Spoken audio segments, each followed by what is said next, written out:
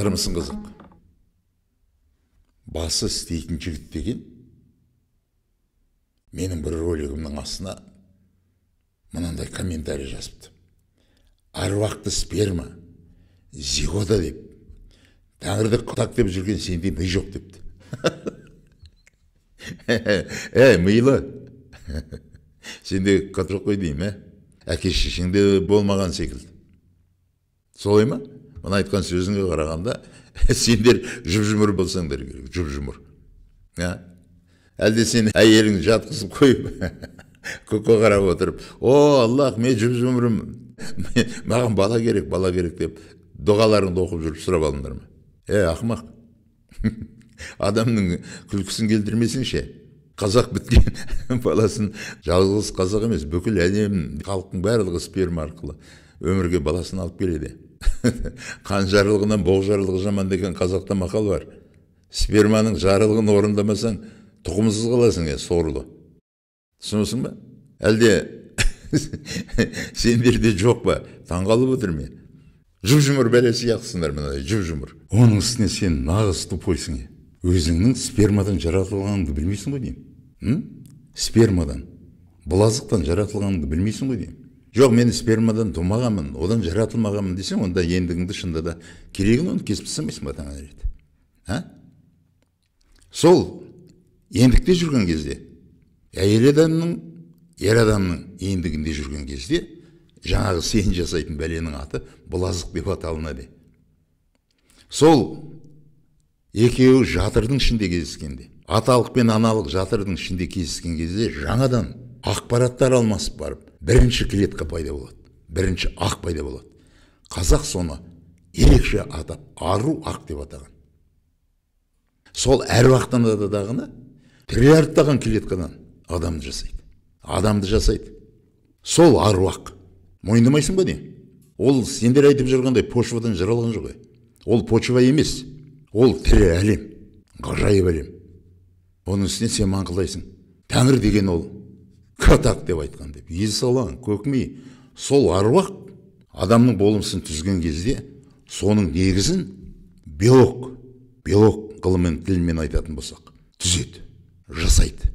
Сол биологтың жалпы саны 200, құрылымы аминовый кислоталардан тұрады.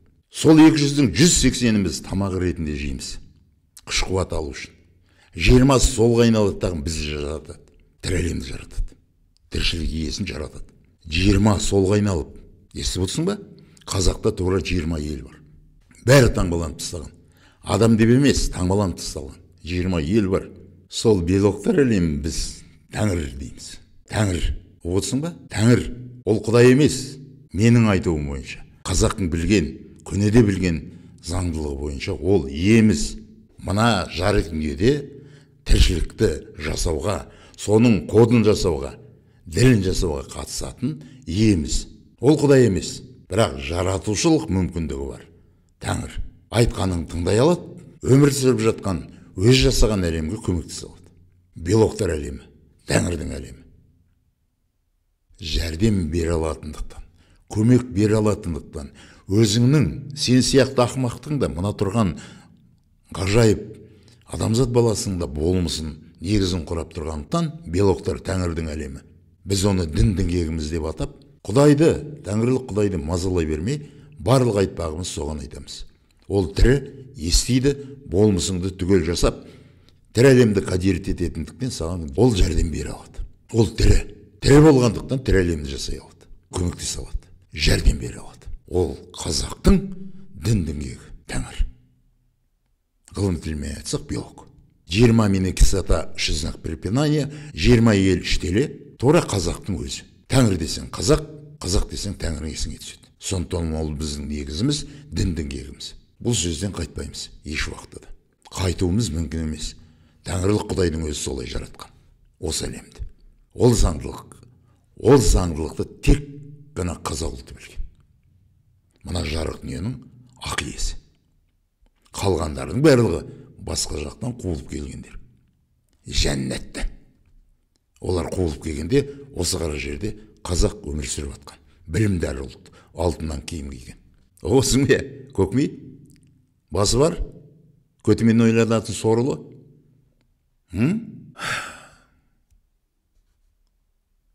Жалпы сендердің қолың ұстап отырған кітапты ақтарып шығу керек. Сендердің осыншалықты ақымақ болуларыңа септігі тиді ме, тимеді ме? Білу керек. Қазақ дүниетаным бойынша, қазақтың тәңірлік дүниетаным бойынша біздің тәңірлік Құдай адамды қалай жаратқаны туралы, әйелді қалай жаратқаны туралы айтып шықтым. Қысқа да нұсқа етіп. Тәңір дегеніміздің биология екенін, ол біздің діндік егіміз екенін айтып шықтым. Енді сендердің Аллахың қалай әлемді жаратып, инсанды қалай жаратып, хотындарды қалай жаратқаны туралы не айтты екен, соны кітаптарымды қолыма алып, қарап шығып, осы жерде айтып шығайын. Кеттік. Соныменен Раб әлемді жаратады. 7 күнде жаратады, жер мен көкті ажыратады. Жаратып болады да инсанды жаратуға кіріседі. Ол жайында сендердің қолыңызда отырған кітапта былай деп жазылған, оқып берейін. Қазір келтіретін аяттардың біреуінде де Аллах мен осылай жараттым деп айтпайды. Біреулер айтады, басқа біреу айтады. Тыңда. Ғаббасы сүресі 18-ші аятта. Бір тамшыдан жаратып бейнеледі дейді. Бейнеледім болатын болса, Аллах айтқан болар еді. Біреу айтып тұр, бір тамшыдан жаратып бейнеледі дейді. Ал енді Қалақ сүресі 2-ші аятта. Ұйыған қаннан жаратқан. Ол ұйыған қан болды. Сосын бейнеледі дейді. Тағы да басқа біреу айтып отыр. Аллахтың өзі айтып отырған жоқ. Фурқан сүресі 54-ші аятта. Ол сондай Алла дейді. Міне басқа біреудің айтып отырғаны осы жерден білінеді. Аллахтың өзі емес. Ол сондай Алла, судан адам жаратып дейді. Судан дейді. Оны ұрпақ және жекжат жасады дейді.